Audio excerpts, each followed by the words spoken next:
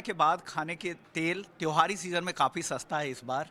Dorab sir हमारे साथ है, जाने माने ऑयल इंडस्ट्री के दिग्गज हैं और खाने के तेल के पूरे ग्लोबल मार्केट को बहुत ही बारीक से आप समझते हैं। सबसे पहला मेरा सवाल होगा, सर हम जिस इवेंट में आए हुए हैं ग्लोब ऑयल में, वहाँ पर ये इस बात की चर्चा हो रही कि कैसे यील्ड को बढ़ाया जाए, क्योंकि जो उत्पादन का जो एरिया है हम सब जानते हैं कि अब बहुत सैचुरेशन पॉइंट है। एक फसल अगर की तरफ कम करेंगे तो दूसरी फसल कम होगी, एक फसल को बढ़ाएंगे तो दूसरी कम हो जाएगी। क्या लग रहा है कैसे हम यील्ड को बढ़ा सकते हैं हिंदुस्तान में, और जो आत्मनिर्भर के जुमले जो सालों से चले आ रहे हैं वो कैसे पूरा होगा? क्योंकि 60 साल में तो हमने देखा है कि उस तरह का काम नहीं हुआ है ग्राउंड पे, जहाँ पर हम पूरी तरह से आत्मनिर्भर थे, अब 60-65% हम इम्पोर्ट कर रहे हैं। कैसे हम यील्ड बढ़ा सकते हैं? यील्ड बढ़ाने का एक बहुत ही आसान तरीका है कि जेनेटिकली मॉडिफाइड बी यानी कि जेनेटिकली मॉडिफाइड सीड का उपयोग किया जाए। हमने कॉटन में 4 चांद लगा दिए और कॉटन की उत्पादन इतनी बड़ी है, हिंदुस्तान कॉटन का बड़ा एक्सपोर्टर बन गया क्योंकि हमने जेनेटिकली मॉडिफाइड सीड का उपयोग किया। तो ये मस्टर्ड में ख़ास तौर पे, जो कि हमारे लिए एक बहुत बड़ा ऑयल सीड क्रॉप है, मस्टर्ड में और सोयाबीन में हमको जेनेटिकली मॉडिफाइड सीड का उपयोग करना चाहिए। मेरी समझ में नहीं आता कि हमारी सरकार जो इतनी प्रोग्रेसिव है, इतनी टेक्नोलॉजी में काबिल है, वो क्यों जेनेटिकली मॉडिफाइड सीड का उपयोग और इनकरेजमेंट नहीं करती है। अगर ये किया जाए तो हमारी यील्ड जो है, जो कि हमारी जो उत्पादन होती है पर एकड़, वो दुनिया के हिसाब में करीबन 1/3 हो, यानी कि 1/3 है। जबकि हम अगर ये अच्छे सीड यूज़ करें तो ये यील्ड डबल हो जाएगी, कम से कम डबल हो जाएगी, नहीं तो तिहाई भी हो सकती है।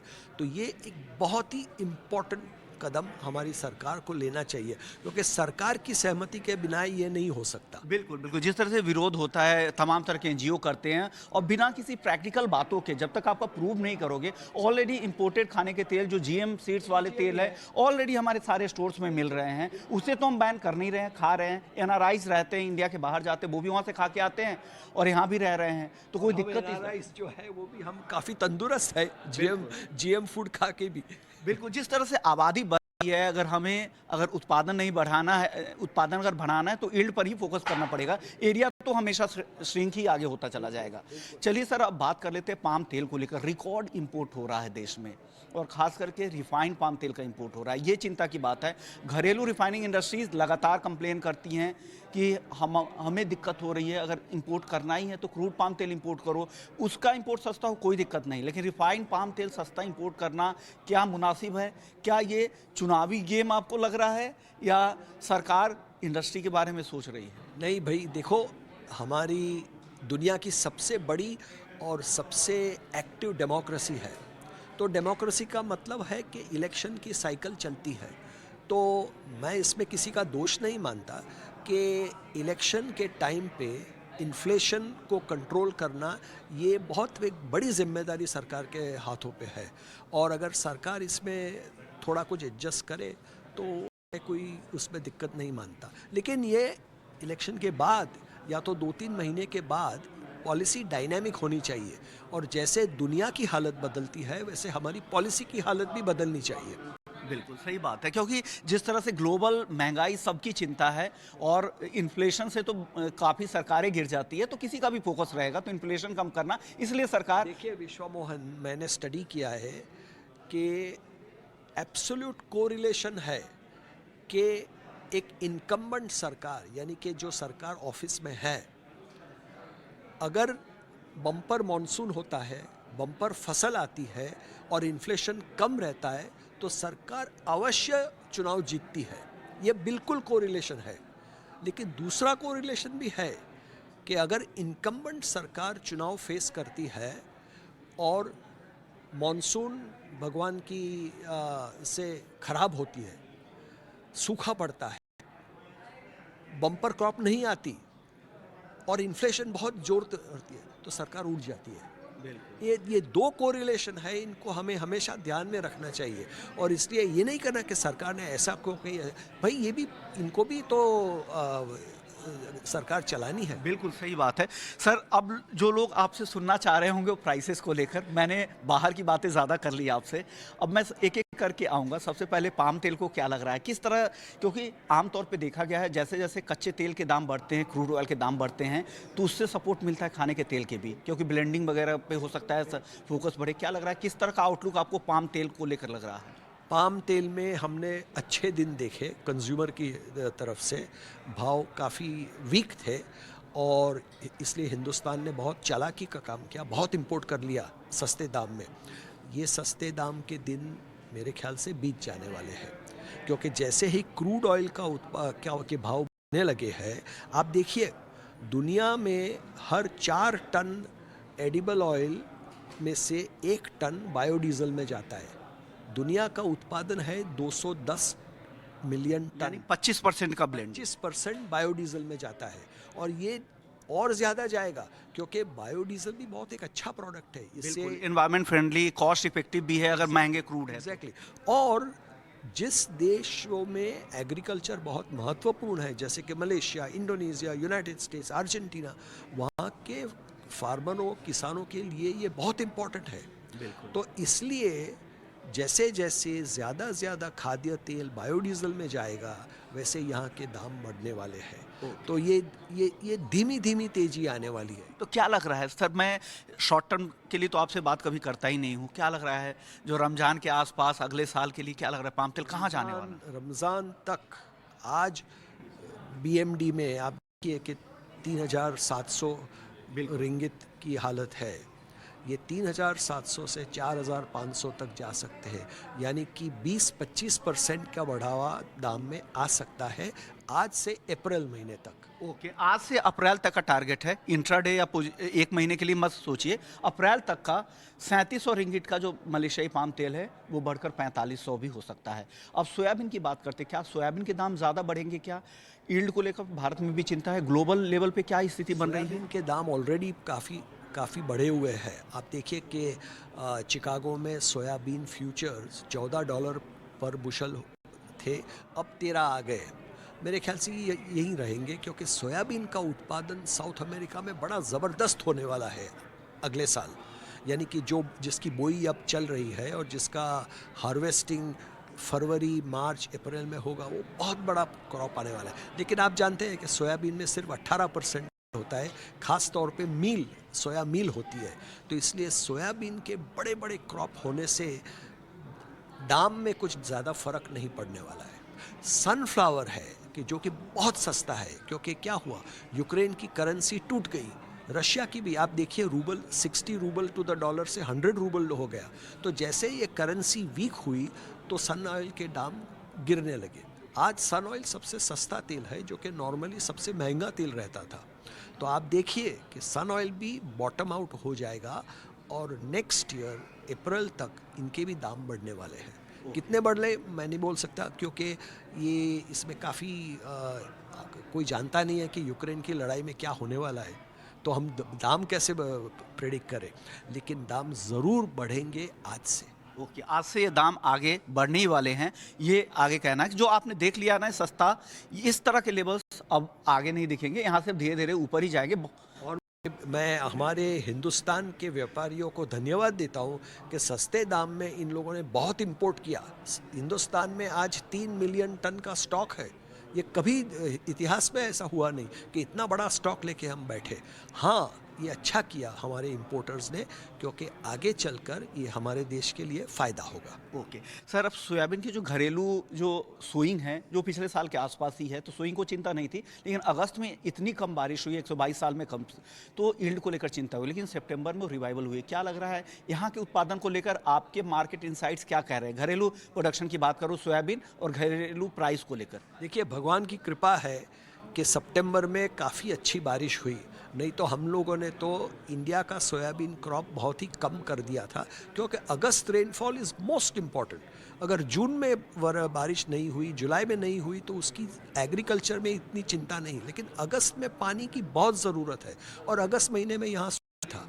अच्छा हुआ कि सितंबर में बारिश आई, तो इससे थोड़ी फ़र्क पड़ी है, लेकिन मेरे ख्याल से सोया क्रॉप इस साल का पिछले साल की तौल में कम होगा। अब कितना कम होगा, 5%, 7% बोल नहीं सकते, लेकिन कम ज़रूर होगा। ओके, तो प्राइसेस क्या लग रहा है, क्या तेज़ी से यहाँ भी ऊपर जाएंगे?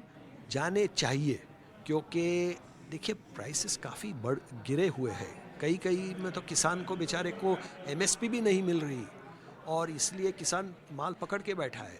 बहुत बड़ा कैरी ओवर, यानी कि पिछले साल का क्रॉप इस साल बाज़ार में आएगा।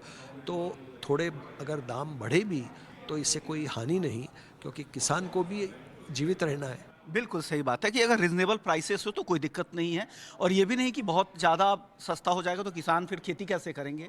चलिए अब बात कर लेते हैं सर मस्टर्ड की, क्योंकि हम रबी सीजन में अब एंट्री होने वाले हैं 1 महीने के बाद। तो क्या लग रहा है, क्या भाव ज़्यादा नहीं मिले, सप्रेस थे तो, और किसानों ने इस उम्मीद में बम्पर खेती कर ली, बम्पर उत्पादन कर लिया कि बहुत अच्छे भाव हैं रूस यूक्रेन युद्ध के बाद से, वो भाव उनको मिले नहीं। क्या लग रहा है, वो अनयूजुअल भाव थे, हालांकि वो सस्टेन कभी भी नहीं करते। अब क्या लग रहा है मस्टर्ड को, खेती को लेकर और साथ ही प्राइसेस को लेकर? मेरे ख्याल से मस्टर्ड की बोई जितनी पिछले साल हुई थी उतनी ही होगी इस साल भी, क्योंकि सरकार के ऊपर जिम्मेदारी है कि एमएसपी मिलनी चाहिए, और सरकार को नाफेड, हाफेड, राजस्थान फेडरेशन, इनको सबको बाज़ार में भेज के भाव को टिकाना चाहिए, क्योंकि तभी mustard is the seed, oil seed of the future. Mustard में ही ज़्यादा उत्पादन बढ़ने वाला है, और हमारे लोगों को मस्टर्ड और तेल का शौक़ भी है, ये कंज्यूम भी करेंगे। तो सरकार को ये डेफिनेटली ऐसे कदम लेने चाहिए कि प्रोक्योरमेंट हो, एमएसपी किसान को मिले, तब मस्टर्ड में आगे प्रोग्राम चलता रहेगा। ओके सर, अब बात कर लेते हैं ग्राउंड नट की। आखिरी सवाल मेरा होगा, क्या लग रहा है ग्राउंड नट को लेकर, क्या फोरकास्ट आप लोगों का है, प्राइस को लेकर भी और प्रोडक्शन को लेकर? ग्राउंडनट क्या ऐसा है, ग्राउंडनट में हिंदुस्तान से काफ़ी एक्सपोर्ट होता है, एडिबल ग्राउंडनट का, तो ये चलता रहेगा, और मेरे ख्याल से ग्राउंडनट के भाव टिके रहेंगे, गिरेंगे भी नहीं, ज़्यादा आगे भी नहीं जाएंगे, बल्कि अच्छे भाव थे और टिके रहेंगे, क्योंकि उसमें क्रॉप कम है इस साल। सर सोयाबीन के बारे में एक सवाल मेरा रह गया था, जिनके पास पुराने स्टॉक पड़े हुए, जिन किसानों ने होल्ड किया होगा, उनको आप क्या सलाह देंगे, होल्ड करें, आगे बेहतर भाव मिलेगा उनको? हाँ, जैसे महीने चलते जाएंगे, जनवरी फरवरी, तो बेटर प्राइस आएगी डेफिनेटली। परसेंटेज टर्म में अगर ओवरऑल पूरे ही एडिबल ऑयल में कितनी तेजी आ सकती है, बॉल पार्क फिगर बता दीजिए, एक रेंज। आपको बताया कि 20-25% की तेजी आ सकती है, यानी ये काफ़ी बड़ी तेजी है, बड़ी तेजी है, बिल्कुल एक कमोडिटी के हिसाब से काफ़ी बड़ी तेजी है। और अब मार्च अप्रैल तक की तेजी बोल, 20 से 25% तक की तेजी अलग अलग तेलों में आ सकती है। शुक्रिया सर, आमतौर पे आप लंदन में रहते हैं, आज हिंदुस्तान में आए हुए हैं तो आपसे बात हो गई। लंदन और सिंगापुर, यहाँ आज मैं सिंगापुर से आया। Okay, thank you so much sir, आपने वक्त दिया स्वदेश को।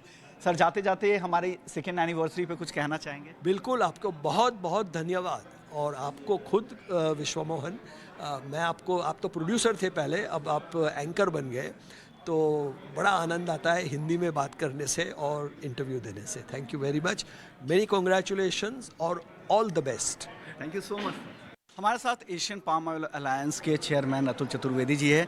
सर सबसे पहले भाव से ही शुरुआत कर लेते हैं, क्या लग रहा है, दाम तो लगा काफ़ी कम हो चुके हैं, क्या और भी गुंजाइश आपको दिख रही है? कौन कौन से तेल ऐसे हैं जहाँ पे और भी दाम कम हो सकते हैं, क्योंकि ओवर सप्लाई की स्थिति तो बन गई है, क्योंकि जो पाइपलाइन है वो रूस यूक्रेन युद्ध के समय लोगों ने इतना पाइपलाइन भर लिया, और जब रास्ता खुला तो इतना ज़्यादा इंपोर्ट हो गया, रिकॉर्ड इंपोर्ट अभी तक चल रहा है, तो क्या दाम भी गिर सकते हैं? देखिए, हम लोगों का अंदाज़ है कि इस साल अक्टूबर महीने तक हिंदुस्तान करीबन 16.5 से 17.25 मिलियन टन तेल इंपोर्ट करेगा, और जब इतना इंपोर्टेड तेल होगा, और जो सोयाबीन की कैरी आउट भी बहुत ज़्यादा, कोई बोल रहा है 25 से 1 लाख टन का कैरी आउट हो सकता है, मस्टर्ड की भी क्रॉप अपने यहाँ बढ़िया थी, तो ये सारी चीज़ें देखते हुए मैं समझता हूँ बाज़ार प्रेशर में तो रहेंगे, पर इस लेवल से और बहुत ज़्यादा डूब जाएं वो थोड़ा कम मुझे शक है, पर ऐसे ही इतने ज़्यादा दबे हुए हैं कि इससे ज़्यादा डूबने की गुंजाइश थोड़ी कम है। सर अब क्या लग रहा है, आप लोग जब इस कॉन्फ्रेंस के जरिए एक चीज़ें तो ये निकल के आ रही है, आपके पास एरिया बहुत ज़्यादा नहीं है, एक क्रॉप को वो कम करके दूसरे के एरिया को बढ़ा सकते हैं, क्योंकि हम सैचुरेशन की स्थिति में हैं, यहाँ से बहुत ज़्यादा एरिया तो नहीं बढ़ सकता है। कैसे हम आत्मनिर्भर कैसे बनेंगे, कैसे यहाँ पर उत्पादन बढ़ेगा? सालों से कोशिश हो रही है, आप सी के साथ भी जुड़े हुए थे, सी कि 60 साल हो गए, लेकिन अभी तो कुछ बदलाव ग्राउंड पर तो नहीं दिख रहा है सर, उत्पादन को लेकर, घरेलू उत्पादन को लेकर। नहीं, आप बिल्कुल सही बात बोल रहे हैं। मतलब मैं सोयाबीन इंडस्ट्री में आया हूँगा मिड 80s में, उस समय भी जो यील्ड हुआ करती थी वही यील्ड आज भी है। तो हम लोगों ने कहीं ना कहीं यील्ड की तरफ ध्यान नहीं दिया है। एक बात तो ये तय है कि अपने यहाँ जो लैंड होल्डिंग है वो बहुत छोटी होती है, तो उसमें बहुत ज़्यादा इंटरवेंशन भी तकलीफ़ होती है। बट समहाउ द अदर मुझे लगता है कि जो टेक्नोलॉजिकल इंटरवेंशंस भी हैं वो किसी न किसी कारण से, कि कोई एनजीओ ने बोल दिया, किसी ने कुछ कर दिया, केस डाल दिया, तो आज की तारीख में जो अपने को जेनेटिकली मॉडिफाइड सीड जो है, जो अपनी प्रोडक्टिविटी बढ़ा सकता है, उसकी तरफ भी हम लोगों ने कोई तवज्जो नहीं दी है। और अगर आपको मैं बताऊं कि लोगों को ये डराते हैं कि ये इससे खाने से ये हो जाएगा तो वो हो जाएगा, हम लोग पिछले 30-40 सालों से जेनेटिकली मॉडिफाइड चीज़ें ही खा रहे हैं। आज तक तो हम लोगों को कोई तकलीफ हुई नहीं है। तो मैं समझता हूँ कहीं ना कहीं पॉलिसी मेकर्स को, और आज की तारीख में हम लोगों के पास गवर्नमेंट भी जो है बहुत डिसिसिव गवर्नमेंट है, और मैं समझता हूँ उन लोगों ने इस बार एफर्ट भी किया है मस्टर्ड का जीएम इंट्रोड्यूस करने का। पर अगर वो हो जाता है तो मैं समझता हूँ कोई कारण नहीं है कि अपनी यील्ड ना बढ़े। सर, आपने जीएम की बात की। जीएम तो हर जगह इंपोर्ट के तौर पे आ ही रहा है, चाहे वो खाने के तेल में हो या केलॉग जैसे बड़े ब्रांड हो जो स्टोर्स में मिल ही रहे हैं, और यहाँ से जो एनआरआईज रह रहे हैं, आ रहे हैं, जा रहे हैं, वहाँ पर भी खा रहे हैं, तो कोई दिक्कत तो नहीं है। लेकिन पता नहीं क्या दिक्कतें हो रही कि ग्राउंड पर हम इम्प्लीमेंट नहीं कर पा रहे हैं। सर, अब बात कर लेते हैं प्रोडक्शन को लेकर। क्या लग रहा है सोयाबीन को लेकर आपका आउटलुक क्या कह रहा है? किस तरह से यील्ड और उत्पादन को लेकर इस बार का अनुमान है, और प्राइसेस सोयाबीन के किधर जा सकते हैं? क्योंकि मैं जब भी शो करता हूँ एग्री का, तो ज़्यादातर दर्शकों का यही मैसेज आता है, आप सोयाबीन पे बात ही नहीं करते हो। तो आपकी राय क्या होगी इस? देखिए, सोयाबीन की क्रॉप जो अभी तक जो हम लोगों को ग्राउंड लेवल से रिपोर्ट्स आ रही हैं, उसके हिसाब से तकरीबन 12 मिलियन टन के आसपास का क्रॉप होनी चाहिए। और अगर 12 मिलियन टन की क्रॉप है और सोपा का कहना है कि शायद 25 लाख टन कैरी आउट भी होगा, तो मतलब 12 और 2.5 तो 145 लाख टन का सोयाबीन का क्रॉप हो सकता है अगले साल, मतलब यूसेज के हिसाब से। तो अगर उतना होता है तो ये डेफिनेटली बाज़ारों पे प्रेशर बिल्टअप रखेगा, और इतना ज़्यादा हम लोगों ने इंपोर्ट कर लिया है वो भी बाज़ारों को प्रेशर में रखेगा। तो अगर ये हालत रहती है तो मैं समझता हूँ जो क्रशिंग एक्टिविटी है नवंबर दिसंबर महीने में और जनवरी महीने में, वो थोड़ी बढ़नी चाहिए, और वो बढ़ेगी तो अभी वो थोड़ा बाज़ारों को प्रेशर में रख सकती है। तो अभी बाज़ारों को भागने की गुंजाइश थोड़ी कम है। ओके सर, हम मस्टर्ड की बात कर लेते हैं। जिस तरह से आप कह रहे हैं कि रिकॉर्ड इंपोर्ट हो ही रहा है, नंबर्स भी बता रहे हैं, तो क्या लग रहा है, क्या इस बार जब हम रबी सीजन में अब एंट्री करने वाले हैं, क्या इस बार मस्टर्ड की खेती पर उसका असर दिखेगा? किसानों का रुझान कम होगा? क्योंकि जिस उम्मीद में उन्होंने जो साल देखा होगा रूस यूक्रेन के बाद से बहुत बम्पर क्रॉप हुई थी, लेकिन अब क्या इस बार वो खेती पर असर दिख सकता है? नहीं, देखिए, जो रूस और रशिया और यूक्रेन की जब लड़ाई चालू हुई थी उस समय जो दाम बढ़े थे अनयूजुअल थे। वो अनयूजुअल थे। पर अगर मस्टर्ड की हम लोग देखें तो मैं समझता हूँ बाय एंड लार्ज फार्मर्स को सब्सिक्वेंटली एमएसपी मिला है।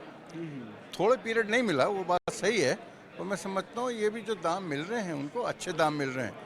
तो हमारे को जो ग्राउंड लेवल से रिपोर्ट आ रही हैं कि मस्टर्ड भी इस बार अच्छा खासा बोया जाएगा। ओके, यानी अच्छी खासी उसकी भी बुआई होगी, तो दिक्कत की बात नहीं है। क्योंकि भाव तो आप बहुत ज़्यादा हमेशा उस तरह के ऊंचे भाव तो हमेशा नहीं रहेंगे, एक मॉडरेट भाव ही आपको मिलेगा। सर, अब पाम की बात कर रहे थे। जिस तरह से बम्पर इंपोर्ट हो रहा है, रिकॉर्ड इंपोर्ट हो रहा है, क्रूड पाम तेल को तो छोड़ दीजिए, रिफाइंड पाम तेल का जिस तरह से इंपोर्ट हो रहा है, क्या लग रहा है आपको वाजिब है? और क्या आपकी आवाज़ सरकार तक नहीं पहुँच पा रही है, या सरकार चुनावी मूड में लग रही है? मैं समझता हूँ तीनों ही बात हैं।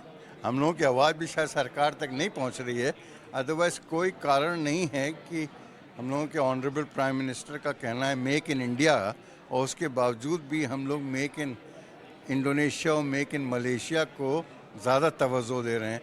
अगर रिफ़ाइंड ऑयल वहाँ से आएगा, पामोलिन रिफ़ाइंड ऑयल है, तो हिंदुस्तान की जो मिल्स हैं, जो रिफाइनरीज हैं, तो उनका तो कैपेसिटी यूटिलाइजेशन मार खाएगा। मेरा मानना ये है कि आज की तारीख में पाम ऑयल की जो अपनी रिफाइनरीज हैं उनका कैपेसिटी यूटिलाइजेशन 30-35% के लेवल पे आ गया है। तो ये मैं समझता हूँ कहीं ना कहीं पॉलिसी लेवल पे गवर्नमेंट को इंटरवीन करना चाहिए, और जो प्राइस गैप है between crude palm oil and palmolein वो मिनिमम 15% रहेंगे तो अपने यहाँ की इंडस्ट्री चलती रहेगी ठीक ठाक। तो मेक इन इंडिया को सपोर्ट भी रहेगा। ओके सर, अब हमने इस मस्टर्ड की बात की, सोयाबीन की, अब ग्राउंड नट की भी बात कर लेते हैं, क्योंकि आप उस एरिया में भी रहते हैं, अहमदाबाद को भी यहाँ पे रिप्रेजेंट कर रहे हैं। हालांकि बॉम्बे अहमदाबाद आप दोनों करते हैं, लेकिन गुजरात की रिपोर्ट आपके पास पूरी होगी। क्या लग रहा है, किस तरह की फसल है वहाँ पर और क्या सप्लाई रहने वाला है ग्राउंड नट को लेके? देखिए, ग्राउंडनट को अब हम लोग ऑयल सीड तो कम गिनते हैं, उसको ड्राई फ्रूट ज़्यादा गिनते हैं। पर एक जो इस बार बड़ी अजीबोगरीब चीज़ हम लोग देख रहे हैं कि ग्राउंडनट का जो इलाका है सौराष्ट्र का, वहाँ पे सोयाबीन का रकबा काफ़ी बड़ा है। तो मैंने पूछा कुछ लोगों से, जानकार लोगों से, कि ऐसा क्यों हुआ है। तो उनका ये कहना था कि ग्राउंडनट की खेती में, उसको हार्वेस्टिंग में, उसमें काफ़ी लेबर लगता है, जो कि सोयाबीन में नहीं लगता है। तो बहुत सारे किसानों का रुझान गुजरात में भी अभी सोयाबीन की तरफ हो गया है। तो हो सकता है ग्राउंडनट थोड़ी मार खाए इस बार। Thank you so much sir, आपने वक्त दिया ईटी नाउ स्वदेश के लिए। Thank you so much sir, thank you. हमारे साथ ब्राज़ील के वेजिटेबल ऑयल एसोसिएशन के एग्जीक्यूटिव प्रेसिडेंट मौजूद है। Thank you so much for joining ET Now Swadesh sir. Sir, my first question would be related to the soybean. What's your forecast for soybean prices and what will be the price outlook on international market? Right. So Brazil is is the largest soybean producer in Brazil. This year we produce 156 million tons of soy. And for the next year, we are expecting 10 million tons of soy more. So the production is going to grow, and that will help prices to stay stable, I would say. Not Stay at the grow. same level. Yeah, basically we think that the price will be at the same level with this big production in Brazil. What kind of demand you are expecting internationally? So we are expecting more exports from Brazil on edible oil, especially soybean oil, because that the market of the edible oil is changing because there is a lot of demand for using edible oil for biofuels, for biodiesel and green diesel. So we think that Brazil will export more oil because of this changing in the market, right?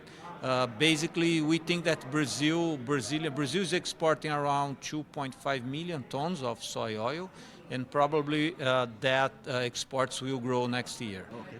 Thank you so much for taking your time out for eating now Swadesh, sir. Thank you, sir. Thank you very much. Thank you. Thank you. Welcome. Yeah.